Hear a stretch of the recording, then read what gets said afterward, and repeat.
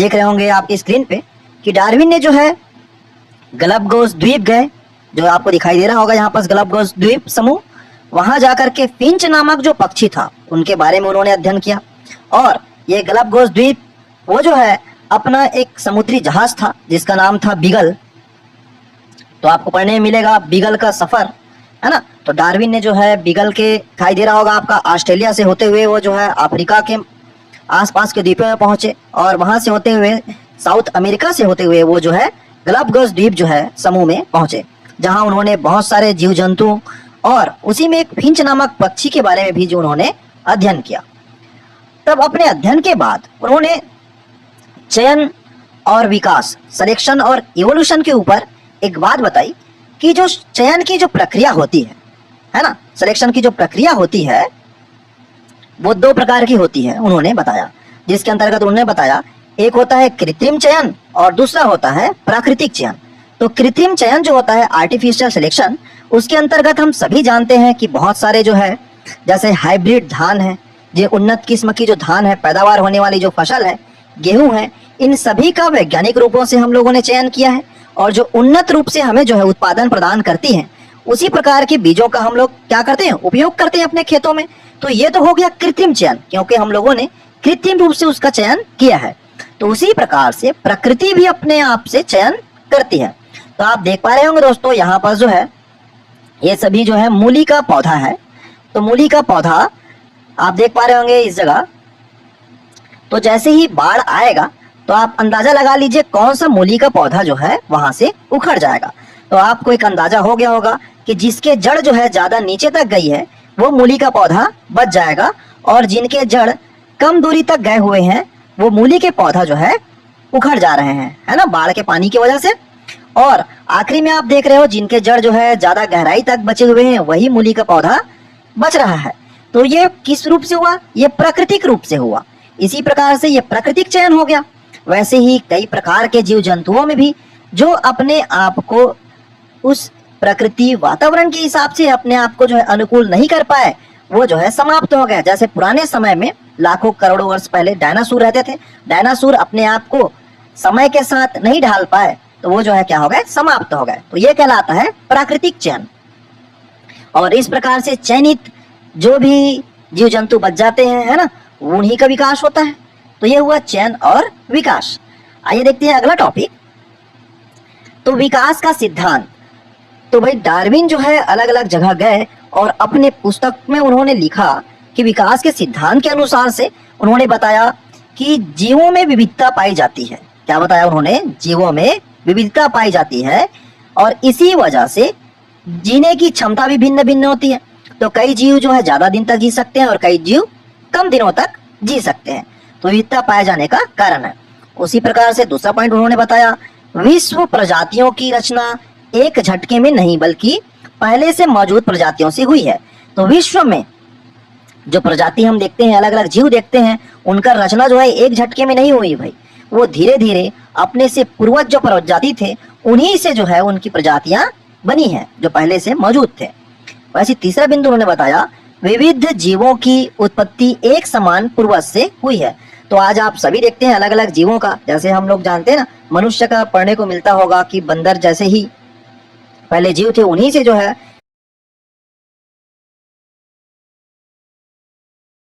मनुष्य का विकास हुआ है और आज वर्तमान में बंदर है, चिंपांजी है, इन सभी के जीवों का विकास जो है एक प्रकार के जीव से या एक प्रकार के पूर्वज से हुआ होगा। ये विकास के सिद्धांत में उन्होंने बताया।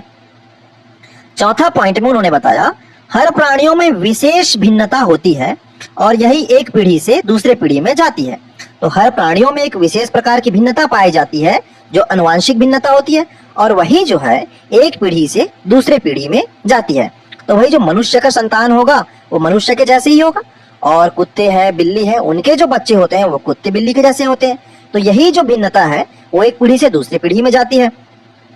पांचवा बिंदु उन्होंने बताया, आवास में ज्यादा सक्षम प्रजाति की वृद्धि होती है।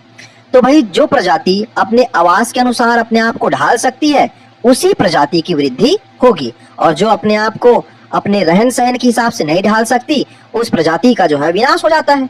जिस प्रकार से पुराने जमाने में जो डायनासोर थे उनका क्या है, आज खत्म हो गया, वर्तमान में वो नहीं है। उसके बाद जो जीव है, हाथी और अलग अलग जीवों ने जो है उनका स्थान लिया, तो वो अपने आप को आज ढाल पाए, इसलिए वर्तमान में जो है वो सभी जीवित हैं। आइए देखते हैं अगला टॉपिक। तो इन सभी बातों को बताया जाता है डार्विन ने अपने लिखित पुस्तक on the origin of species by natural selection में 1859 में इन बातों को उन्होंने समाहित किया। अपना जो विकास का सिद्धांत है ना, उन बातों को उन्होंने लिखा। कौन सा पुस्तक में? On the origin of species by natural selection, है ना। वैसे एक और वैज्ञानिक थे, वेलेस। तो वेलेस ने अपनी एक पुस्तक डार्विनिज्म में 1879 में डार्विनिज्म एक पुस्तक उन्होंने लिखा, और इसी पुस्तक में उन्होंने इन सभी बातों का जिक्र किया जिन बातों को डार्विन ने बताया है। आइए अब देखते हैं अनुकूल और प्रजातिकरण। तो क्या होता है अनुकूल और प्रजातिकरण? तो अनुकूलन उसी प्रकार से होती है, अगर कोई अपने आप को रहन सहन के हिसाब से, अपने आवास के हिसाब से ढाल सके तो उसे हम अनुकूलन कहते हैं। आप यहाँ पर देख रहे होंगे किसी जीव का अपने आवास में ढल जाने की प्रक्रिया को हम अनुकूलन कहते हैं। और उदाहरण के लिए कानी मछली, तो ये छत्तीसगढ़ का है कानी मछली, है ना। तो कुटुमसर गुफा में बताया जाता है, वहां बाहर से कुटुमसर गुफा के अंदर पानी मौजूद है ना, जो गड्ढे बने हुए हैं उससे पानी है। तो वहां की जो मछली है वो अंधी मछली होगी, मतलब उनको दिखाई नहीं देता, ऐसा बोला जाता है, क्योंकि वहां इतना अंधेरा है कि उनको रोशनी की आवश्यकता होती ही नहीं है या देखने की आवश्यकता ही नहीं होती है। तो बताया जाता है वो एक विशेष प्रकार की प्रजाति का जो है वहां क्या हो गया, बन गया है, उसी को कानी मछली। तो उनमें अनुकूलता पाई जाए, वो अपने आप को अनुकूल कर पाए, और अनुकूल नहीं पाया जाता तो क्या हो जाते, मृत हो जाते, मर जाते, वो अपना पालन पोषण नहीं कर पाते। उसी प्रकार से देखते हैं प्रजातिकरण। तो प्रजातिकरण क्या होता है? पहले तो डार्विन ने बताया कि प्रजातिकरण एक इस प्रकार की प्रक्रिया है जिसमें एक ही प्रजाति से अलग अलग जीवों का क्या होता है, विकास होता है, या एक ही प्रकार के प्रजाति के जीवों में इतने इस प्रकार की भिन्नता पाई जाना कि उसमें लैंगिक प्रजनन ना हो सके। परंतु इस बातों का आगे चल करके पुष्टि नहीं हो पाया। इस वजह से पुष्टि नहीं हो पाया क्योंकि बाद में देखा गया कई कछुए, मछली या अन्य प्रकार के जीव जैसे कुत्ते हैं, बिल्ली है, तो उनमें लैंगिक प्रजनन तो पाया जाता है, परंतु जो उनके संतान जो होती है ना, वो जैसे बिल्ली का संतान जो होगा बिल्ली के जैसे ही होगा, और कुत्ते का संतान कुत्ते के ही जैसे होता है। तो बाद में इन बातों को सुधार करके बताया गया, एक ही प्रकार के प्रजाति के जीवों में समय के साथ विविधता पाया जाना तथा वे एक दूसरे से बनावट में पूरी तरह भिन्न हो जाना, परंतु लैंगिक प्रजनन हो सके, प्रजातिकरण कहलाता है। बाद में ये परिभाषा जो है दिया गया कि उनकी बनावट में पूर्ण रूप से भिन्नता पाया जाना, परंतु उन प्रजातियों के बीच में लैंगिक प्रजनन हो सके, क्या कहलाता है, प्रजातिकरण कहलाता है। और अलग अलग प्रकार के इसी प्रकार के प्रजातियों का जो है आगे विकास होते गया। तो डार्विन ने देखा इन सभी चीजों का एक ही प्रकार के विकास हुआ है, तो उन्होंने एक शाखित पेड़ का रचना दिया, और डार्विन ने अपने शाखित पेड़ में बताया कि सर्वप्रथम एक कोश की जीवों से, क्या बताया, एक कोश की जीवों से जो है बहुकोश की जीवों का निर्माण हुआ होगा सर्वप्रथम। तो उसी को जो है उन्होंने जगत मुनेरा के रूप में रखा है। दूसरे में आपको देखने को मिल रहा होगा प्रोटेस्टा के रूप में उन्होंने रखा हुआ है। और इस प्रकार से जगत प्रोटेस्टा से बताया। पौधे जो है आपको दिखाई दे रहे होंगे यहाँ, जंतु और फंजाई, तो इन सभी के जो है एक दूसरे से जुड़े हुए जो जुड़ाव है उसी को उन्होंने एक पौधे के रूप में, शाखित पेड़ के रूप में दर्शाने का कोशिश किया है। और अपने बातों को जो है अपने पुस्तकों में उन्होंने रखा कि सभी जीवों का विकास एक प्रकार के जीवों से ही वर्तमान में हुआ है।